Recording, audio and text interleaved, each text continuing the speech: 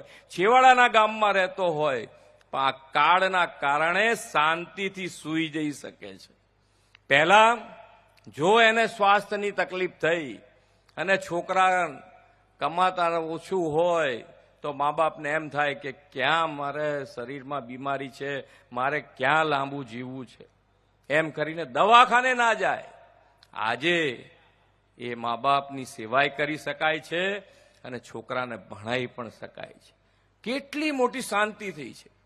Ayushman card જેને પૈસાની તકલીફ હોય એને ખબર પડે કે આ 2 લાખ 3 લાખનું દેવું થાય, આખી જિંદગી એની જિંદગીમાં મૂડી ભરી ના શકે, એકલા વ્યાજમાં આખી જિંદગી જાય. છોકરાઓને ભણાવવાનું બંધ કરી દે, નોકરી ધંધે લગાડી દે.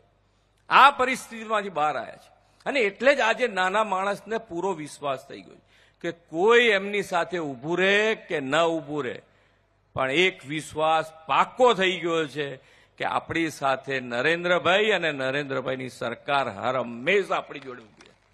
મોટો વિશ્વાસ ઊભો થયો છે અને